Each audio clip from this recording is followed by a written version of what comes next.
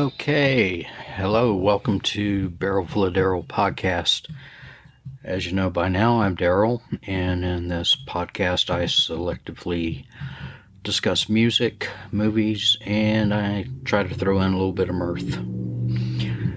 For each show, I select an artist or band and a movie that is personally significant to me. You may not be familiar with my selection, but that's the reason for my discussions. So it seems that my sibilance problem has been reduced simply by switching to another DAW app. It's a digital audio workspace. Well, it wasn't so simple. There was a learning curve, but I think I'm about there. So thank you for bearing with me on this, and I will continue to tweak the filters as needed. So here we go. For the music today, I will discuss with you the musical artist Madonna. Oh wait, sorry, I misread that. I'm going to talk to you about Dwight Yoakam. Now, you may recall I discussed him a bit during the episode with the Bakersfield sound genre. Dwight is primarily a singer-songwriter, but he's also an actor and filmmaker. His music is a little bit country and a little bit rock and roll, and he has a certain twang in his voice. He was born in Pikeville, Kentucky in 1956, about my age. He grew up listening to the music of Johnny Cash and Johnny Horton, and was also influenced by Elvis Presley. Now, after receiving a guitar from his dad, he wrote his first song while in the fourth grade. Now, eventually the family moved to Columbus, Ohio, and while in high school there, he and his classmates formed a rock band in order to compete in a school talent show. Called the Greaser Band, they became popular enough to play at private parties. Now, Dwight briefly attended Ohio State University, but dropped out to focus on his music career.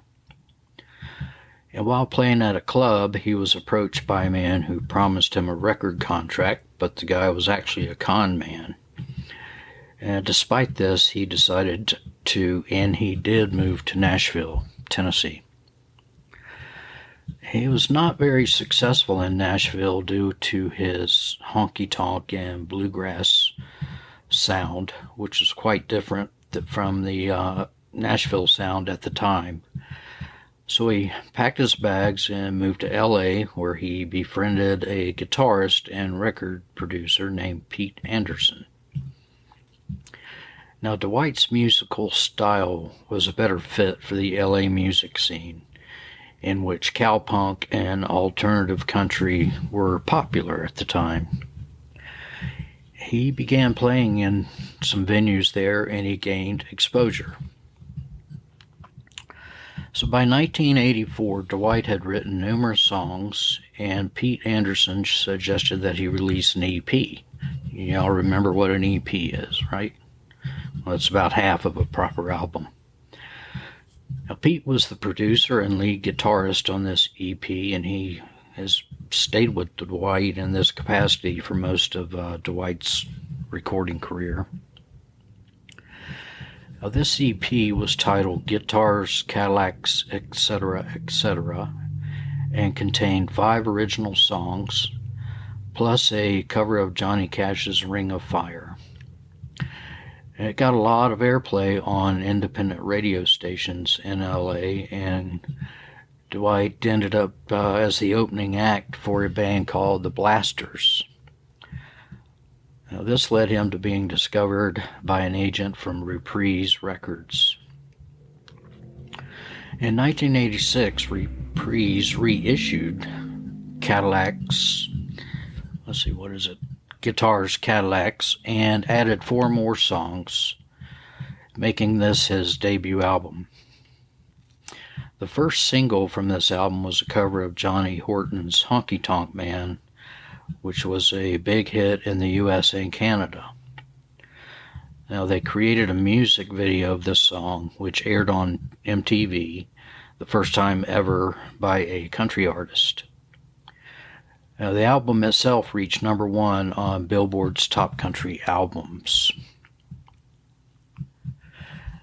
Now, the title song, Guitars, Cadillacs, is one of my all-time favorites.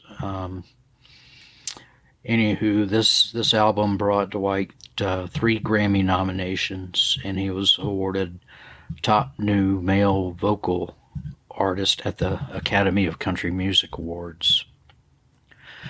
And eventually the album was certified as double platinum. That's not a bad start.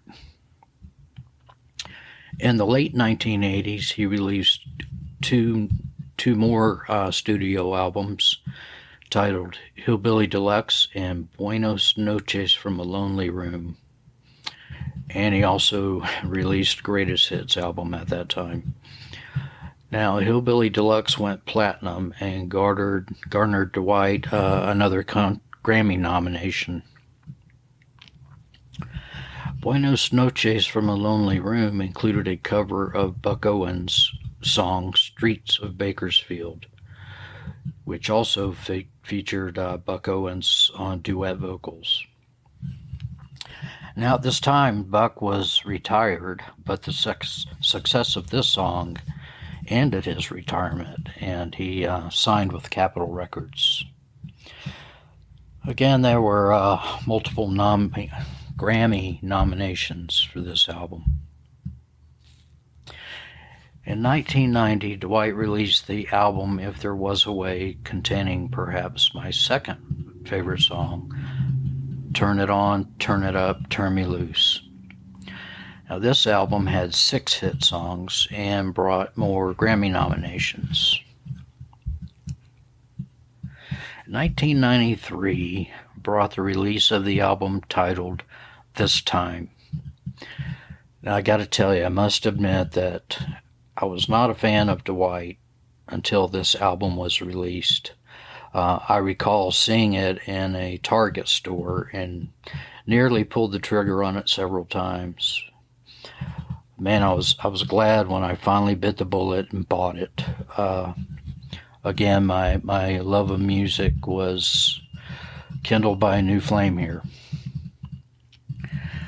Now, let me say here that the majority of Dwight's music, well, nearly all of it, regards the search for love or the loss of love, most notably the latter. This album has the best of those types of songs, and it went triple platinum. So I'm going to stop here about Dwight.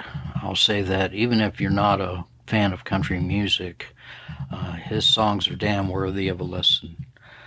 So do yourself a huge favor and listen to the ones that I've added to the playlist.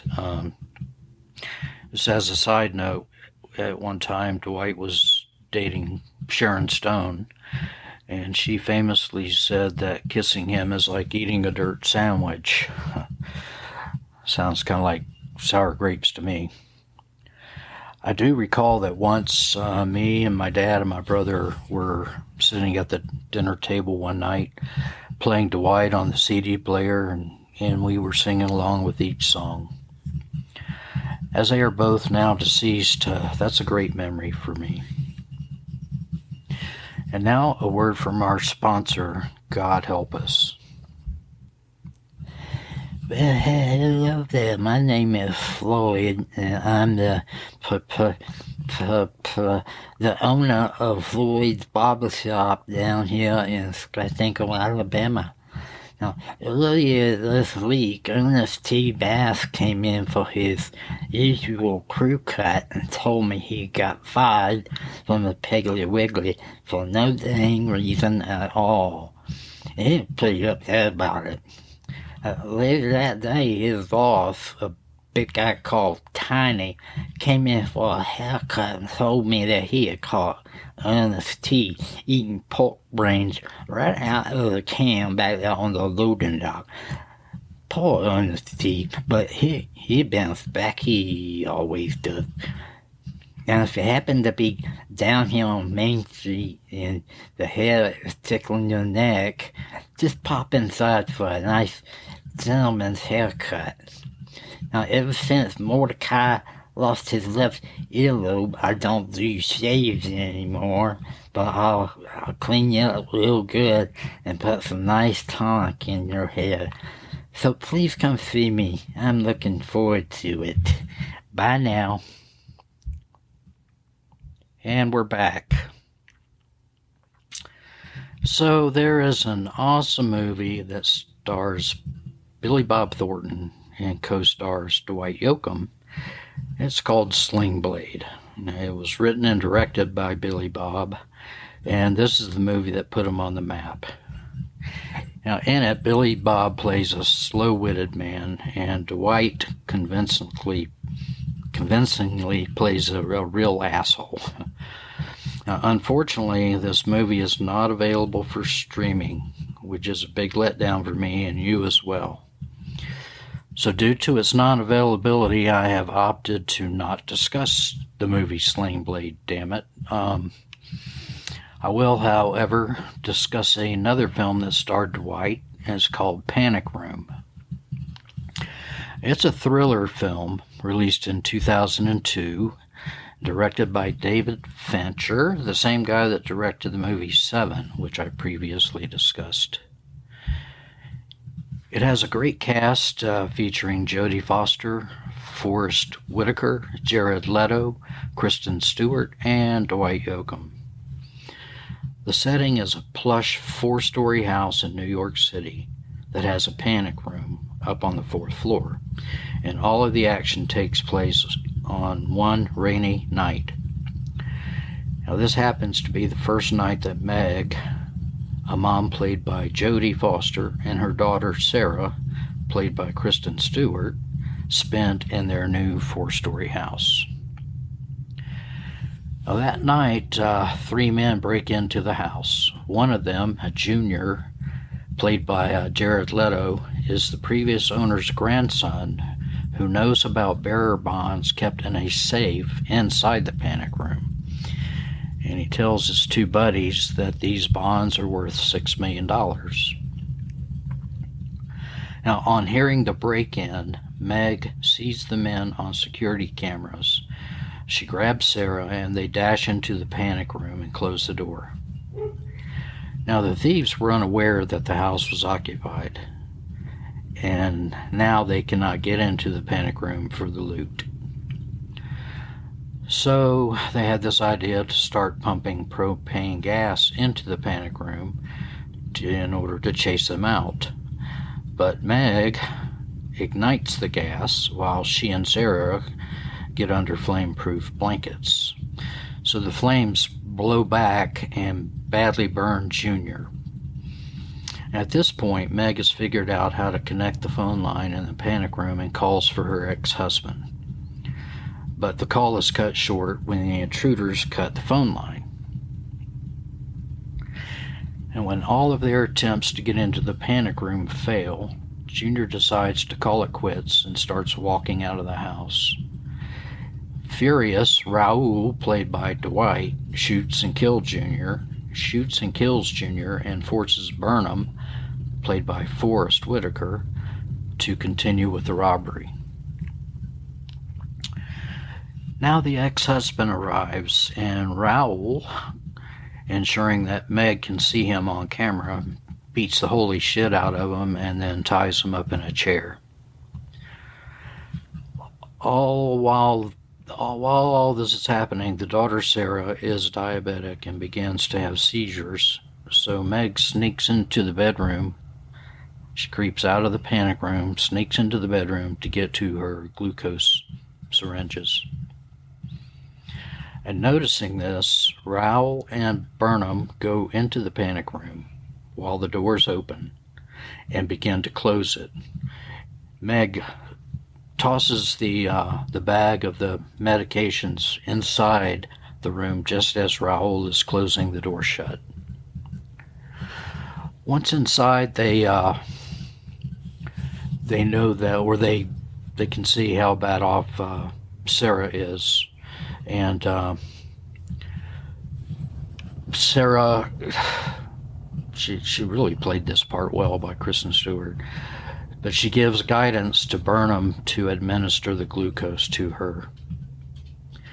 It's at this point that Burnham starts showing compassion for the girl, and Raoul couldn't really give a rat's ass. But Burnham begins using drills to open the safe, which was hidden under the flooring. And once it's open, they discover that there are, in fact, $22 million worth of error bonds inside. So they take Sarah hostage and leave the panic room. And on the way downstairs, Raoul triggers a trap set by Meg, and a sledgehammer swings down and knocks him over the railing. So Burnham is like, the heck with this, I'm out, and he starts to flee from the house with the bonds. But then he hears Meg screaming back inside the house, and Raoul is about to bash her head in with a sledgehammer. So Burnham goes back into the house and shoots Raoul in mid-swing, killing him. Burnham quickly leaves the house, but is stopped by several policemen telling him to put up his hands. When he does, all of the bonds fly away into the rainy night.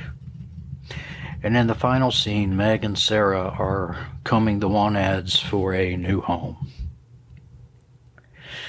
Now, I'm very disappointed that I cannot believe that Sling Blade is unavailable for streaming, but Panic Room is nearly as good, so it's definitely worth a watch. By the way, if you're so intrigued, you can buy the Sling Blade DVD or Blu-ray for about $50 at Amazon. So the word of the day. Last time I failed to give you the definition for the word of the day, posiliquent. But I did give you a hint to break it down into two words, posse and loquent. Now in Latin, posse means few, as in the word paucity. Loquent means speech. So to be posiliquent is using very few words when speaking. Basically a man of few words, so to speak. Oh, new word of the day, inhale. As in, why in hell did I get out of bed this morning? I thought you'd like that one. Joke of the day. Little Timmy tells his dad that he has decided to start going to church. Now his dad says, well, I don't want to go with you, but I will drop you off and pick you up. And Timmy says, okay, Dad. So on the next Sunday, Dad drops him off in front of the church and returns an hour later to pick him up. In the car, he notices that Timmy has two black eyes, and he asks him what happened. Well, Timmy tells him that when they all stood up to sing a song, he noticed the fat lady in front of him had her skirt wedged up into her butt cheeks. So he reached up and pulled it out. Well, she turned around and hit him in the eye and turned back around. Well, I figured, Timmy goes on, I figured I'd done something wrong, and I started stuffing it back in. Yeah. Question of the day. First, how about the question from last time? Why is the sky blue? Well, I'll tell you. It's caused by the scattering of the wavelengths in white light. You may remember I previously discussed that white light consists of numerous wavelengths. So when the light from the sun enters our atmosphere, these wavelengths interact with the particles in the air, causing them to scatter in all directions as if they were hitting a prism. Now the shorter wavelengths, like blue and violet, interact more with these particles, causing them to scatter more than the longer wavelengths and causing them to be more visible. The longer wavelengths are not scattered and pass through our eyes as white light. Thus the blue sky during the day. But in the evening, the light from the sun has to travel further to reach your eyes, and the blue wavelength is basically scattered out, allowing the red and yellow ones to be seen by us. Now, the scattering that affects the sky color is called Rayleigh scattering, and there are other types of scattering as well. So if you're so inclined, ask Uncle Google about it. So that's easy, huh? Okay. New question. We all know and love the Earth's atmosphere as it is today. In fact, we couldn't live without it. But how many different atmospheres has the Earth had? Never thought about that, huh? That's your question. And don't forget about the Barrel Full of Darrell playlist on Spotify and Apple Music. I continue to put songs on there by the artists that I have discussed. Playlist is getting pretty long, by the way. I might need to trim it down, make it more current. And you can, as usual, you can contact me by clicking on the Send Me a Text button on the episodes or directly at BFOD podcast@gmail.com. I'll admit, sometimes I feel like I'm only talking to myself, so I do enjoy receiving messages from you. So thank you for listening. I hope you enjoyed this episode. I'll talk to you next time.